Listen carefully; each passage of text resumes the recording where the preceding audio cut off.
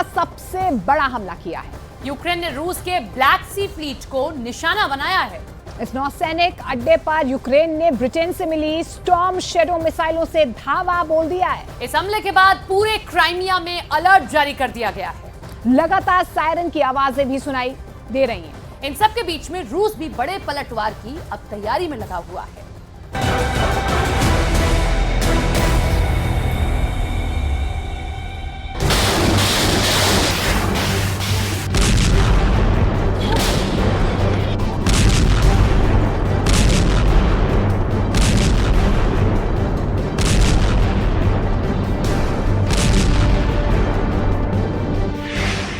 आसमान को भी काला कर देने वाला धुआं रूस के काला सागर के साम्राज्य पर हमला है। यूक्रेन ने रूस के ब्लैक सी हेडक्वार्टर पर मिसाइल से हमला कर दिया है। नेवी का हेडक्वार्टर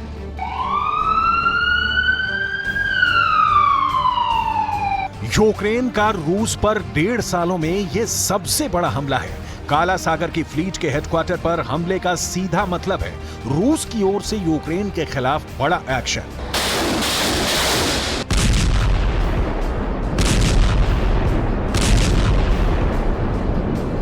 लेकिन इसकी डिटेल आगे। अभी रूस के नेवल बेस पर हमले की डिटेल देखनी बहुत जरूरी है। उसके बाद इस मिसाइल की डिटेल दिखाएंगे जिसको यूक्रेन ने रूस के नेवल बेस पर दाग दिया।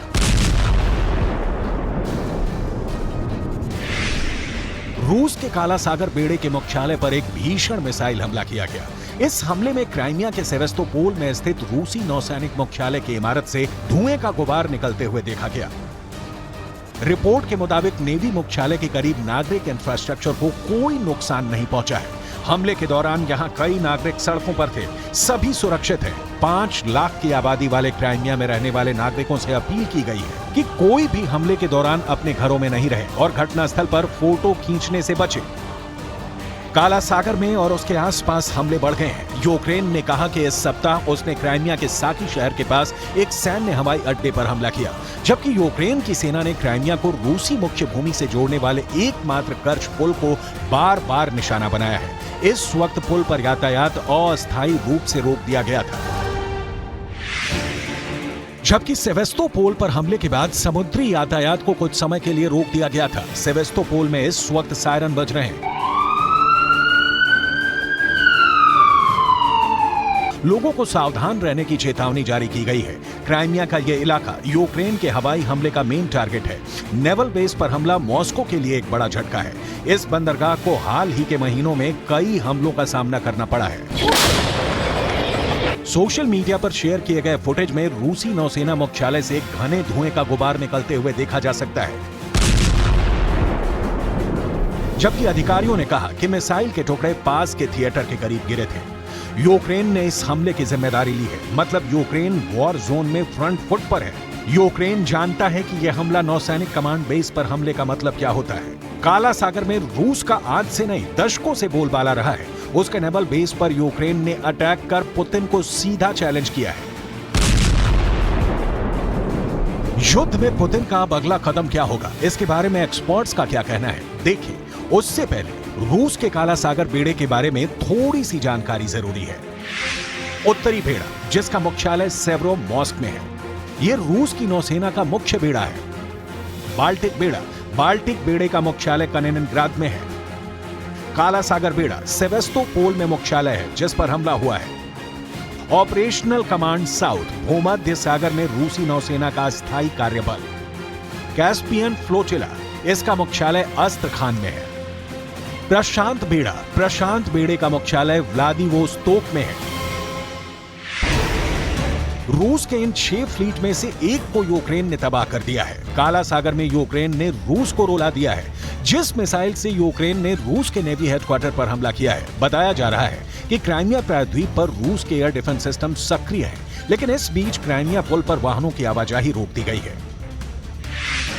यह हमला तब हुआ है जब रूस के रक्षा मंत्रालय ने कहा कि स्थानीय समय के मुताबिक लगभग 10:30 बजे वायु रक्षा ने क्राइमिया के पश्चिमी तट पर एक यूक्रेनी गाइडेड मिसाइल और 2 ड्रोन को नष्ट कर दिया। रक्षा मंत्रालय के अनुसार 22 सितंबर को रात भर में 2 ड्रोन भी मार गिराए गए। यूक्रेन का लक्ष्य क्राइमिया है, जिस पर पुतिन का 2014 से कब्जा है। क्राइमिया से रूस की रवानगी का मतलब ही होगा युद्ध में हार, लिहाजा पुतिन के पलटवार की बारी है। लेकिन इसकी डिटेल में जाएं उससे पहले रूस के नेवी बेस पर बरसी मिसाइल की डिटेल देख लीजिए। यूक्रेन ने रूस के नेवल बेस पर हमले के लिए स्टॉर्म शैडो मिसाइलों का इस्तेमाल किया है। यूक्रेन को ये मिसाइलें ब्रिटेन और फ्रांस ने दी हैं। इस मिसाइल को यूके और फ्रांस ने संयुक्त रूप से विकसित किया है। आमतौर पर इसे हवा से लॉन्च किया जाता है। इस मिसाइल के पास 250 किलोमीटर की फायरिंग रेंज है। इस मिसाइल का वजन 1300 किलोग्राम है। मिसाइल 5 मीटर लंबी है। स्टॉर्म शैडो की स्पीड 950 किलोमीटर प्रति घंटा है। इस मिसाइल में 450 किलोग्राम का वॉरहेड लोड किया जा सकता है। पूर्वी यूक्रेन के जितने हिस्से पर रूस ने कब्जा किया है, उस पर स्टॉर्म शैडो सटीक हमला करने की क्षमता रखती है। हालांकि यह मिसाइल हासिल करते वक्त यूक्रेन से कहा गया था कि वो इसे सिर्फ अपने क्षेत्र में इस्तेमाल करेगा, मतलब रूस की जमीन पर स्टॉर्म शैडो मिसाइलों से हमला नहीं होगा। लेकिन यूक्रेन के राष्ट्रपति ज़ेलेंस्की ने इसका पालन नहीं किया। हालांकि रूस दावा कर चुका है कि उसे स्टॉर्म शैडो मिसाइलों की परवाह नहीं, लेकिन जमीन पर दिख रहा है कि काला सागर के राजा रूस पर हमले हो रहे हैं।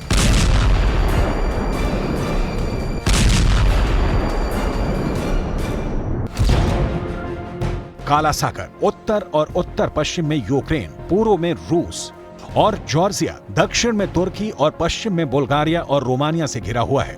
यह परंपरागत रूप से यूरोप के लिए रूस का गर्म पानी का प्रवेश द्वार रहा है। सामरिक रूप से यह बहुत अहम है, क्योंकि ये उत्तरी अटलांटिक संधि संगठन यानी नाटो और रूस के बीच एक रणनीतिक बफर के रूप में काम करता है। रूस 2014 के क्राइमिया पर कब्जे के बाद से ही काला सागर पर पूर्ण नियंत्रण हासिल करना चाहता है और इसीलिए उसका ब्लैक सी फ्लीट बहुत शक्तिशाली रखा गया है। लेकिन अब इस पर भी यूक्रेन ने हमला कर दिया है। ये इसलिए कि ओदेसा को रूस घेरे, उससे पहले यूक्रेन अजोव सागर तक पहुंच जाना चाहता है। रूस ओदेसा क्षेत्र को घेर लेता है तो यूक्रेन अपने काला सागर तट का उपयोग नहीं कर पाएगा और वास्तव में एक भूमि से घिरे देश के रूप में सिमट कर रह जाएगा। राइन मेन डेब्जून नहर काला सागर को अटलांटिक महासागर से जोड़ती है और ओदेसा का बंदरगाह यूक्रेन और बाहरी दुनिया के बीच एक अहम कड़ी के रूप में काम करता है। काला सागर फ्लीट के मुख्यालय पर हमले का मतलब है कि यूक्रेन पर हमला करने के बाद से रूस की अब तक की 2 प्रमुख नौसैनिक संपत्तियों को नुकसान पहुंचा है। इनमें पहला रूस का एलिगेटर क्लास लैंडिंग जहाज सेराटो था। असल में यूक्रेन के राष्ट्रपति ज़ेलेंस्की के सामने पिक्चर क्लियर है कि उसे नाटो का हर हाल में सैनिक समर्थन हासिल है और ऐसे में तमाम आशंकाओं के बीच वो ज्यादा से ज्यादा हमले कर नाटो को दिखाना चाहते हैं कि वो अभी थके नहीं हैं और उनका मंसूबा क्राइमिया हासिल करना है। इसलिए ये हाल है कि पूरा क्राइमिया ही धीरे धीरे दांव पर लगता दिख रहा है। रूस के तमाम एयर डिफेंस सिस्टम यूक्रेन के हमले के आगे नाकाम दिख रहे हैं। यूक्रेन की यह ताकत काफी है इस बात की तस्दीक के लिए कि अभी युद्ध में बहुत बुरा बाकी है। युद्ध अभी और घनघोर होगा क्योंकि यूक्रेन को दक्षिणी फ्रंट पर लगातार बढ़त मिल रही है। यूक्रेन का कहना है कि वो दक्षिणी फ्रंट लाइन को भेद चुका है।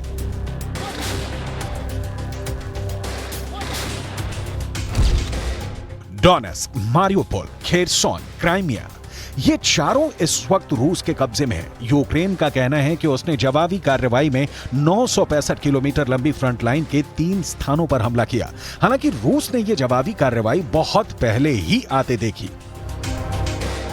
और उसने कई महीनों से ऐसी बहुस्तरीय सुरक्षा प्रणाली यानी मल्टी लेवल सिक्योरिटी सिस्टम खड़ा किया है जिसे तोड़ना दुनिया में सबसे मुश्किल है।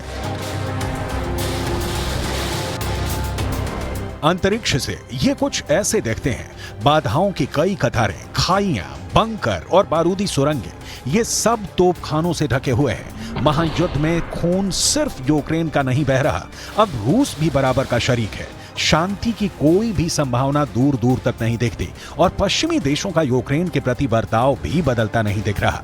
अंतिम सच फिलहाल ये दिख रहा है कि नाटो और पश्चिमी देशों की ज़ेलेंस्की के लिए तमाम पसंदगी के बीच हथियार कीव पहुंचते रहेंगे और यही हाल रहा तो वो दिन दूर नहीं जब टारगेट क्राइमिया नहीं, सीधे क्रेमलिन होगा।